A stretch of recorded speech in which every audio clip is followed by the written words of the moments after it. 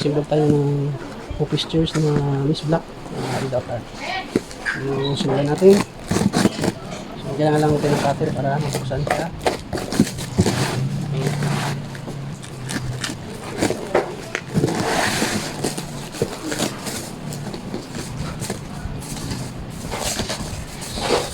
Ito yung mga parts niya. So, ito yung C-trees natin. Ayan, tingnan natin. Ito naman yung star grease. Saka yung heat plate niya. Saka ito yung accessories. Ito yung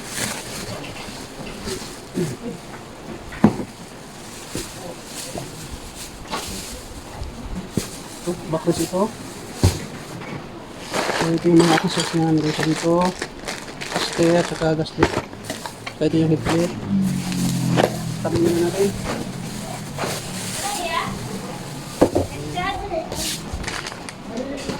So, ano natin gawin is ito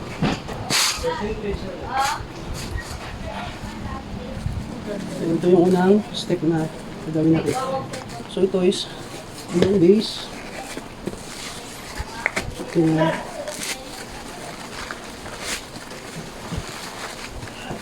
Jadi kung pwede namin dito ito. Hindi naman sila kung natin sa mula.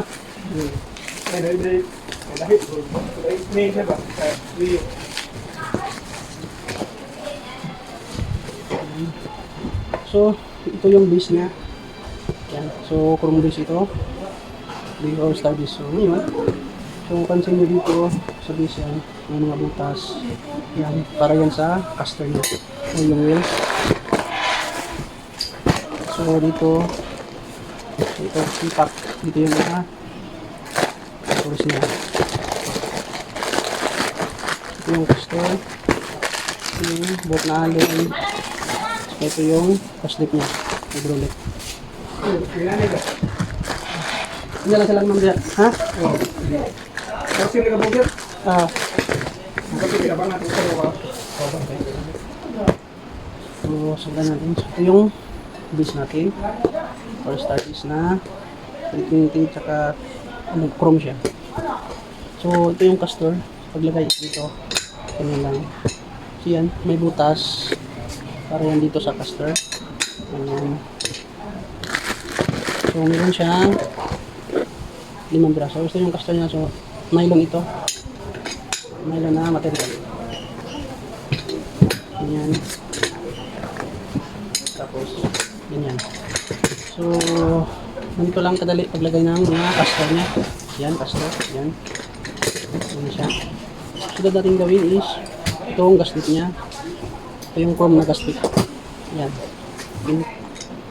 Pinting siya ng chrome. So, ito yung function nito is ito yung up and down sa isang upuan. Taas baba sa isang upuan. So, paglagay nito is madali lang. Dito ang butas sa base. Ayan na siya. Tapos na yung ating star base na. So, tabi na natin kasi tapos ito. So, next load natin gawin is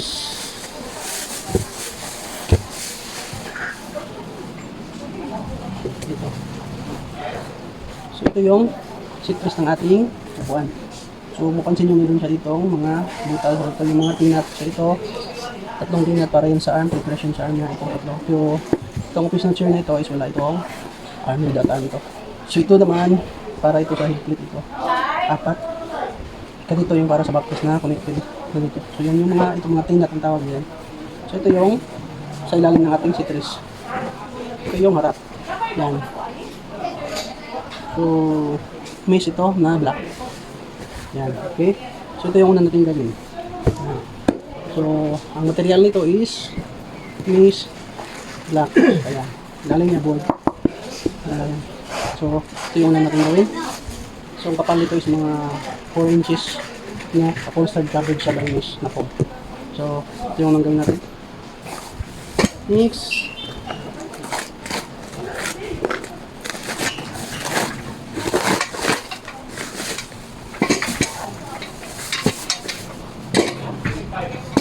Sunod naman is itong head plate niya. Head plate ang tawag dito. Ito yung tension niya. Ito, tension dito ng isang upuan.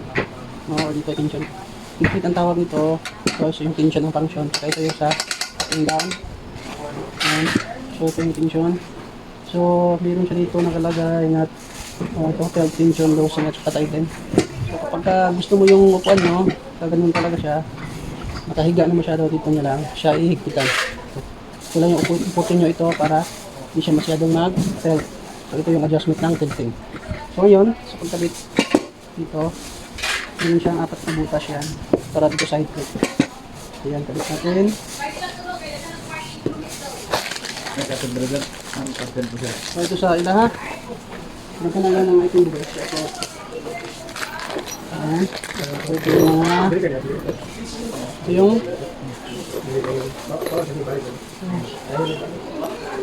yung screw na higpit. Lagyan natin.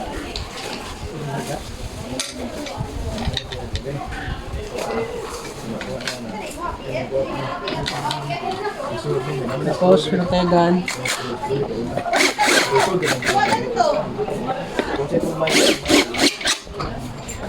Nadali ako ilan na ay.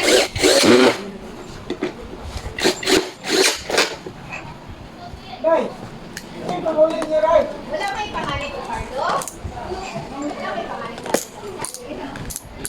Kasi, Richard!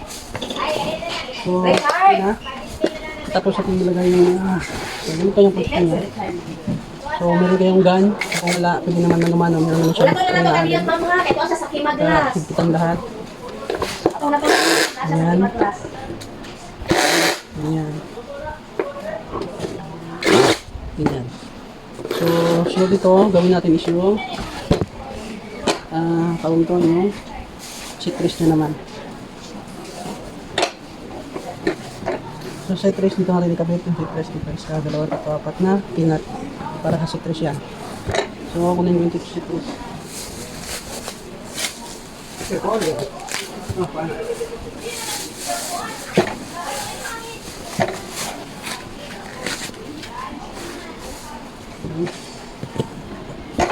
So, ito yung ating backrest. Yan. So, ito plastic siya. Yan. Ulit ko yung ito plastic na nylon. So, ito yung harap, finish. Dito tayo mag-screw sa 4 na butas. Yan, ito, mga 4 na butas para mag-screw. So, ito yung likod niya. Yan. So, ngayon, kabit natin. Ito sa citrus.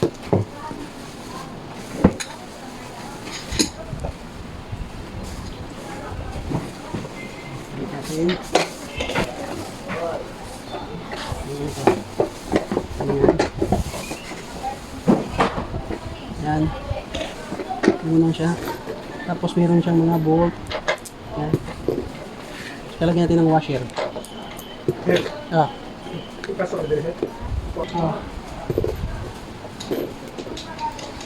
So ito yung bolt niya, pati yung washer. So, lagyan natin.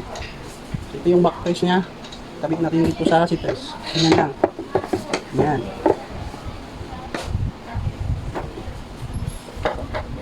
Yung screw.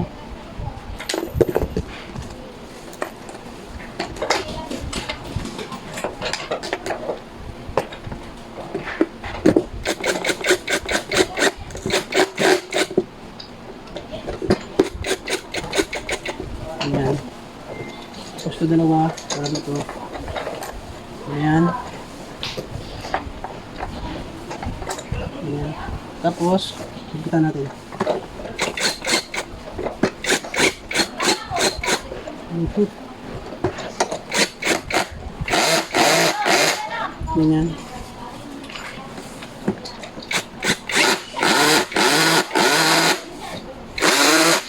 So, higpitan natin lahat yung mga bolt.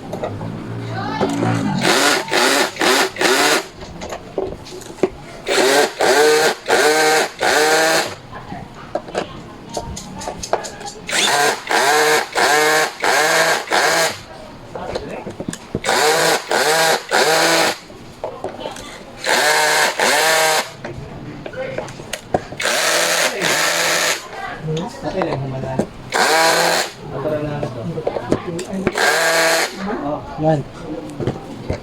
So, okay na to. Tapos na to. Nakikita natin lahat yung mga bolt dito sa yan, backrest niya.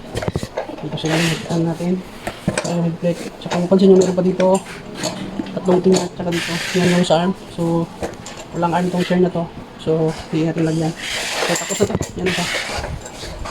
Yan. So, yung likod. Kunin natin yung service natin. Ayan, sir.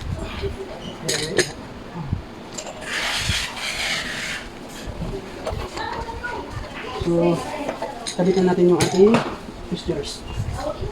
Yan. So, kung pansin nyo ito may butas para to dito sa gaslit. Butas. Dito lang kadali magkabit. Yan lang. Ayan. So, ayan. Okay na yan.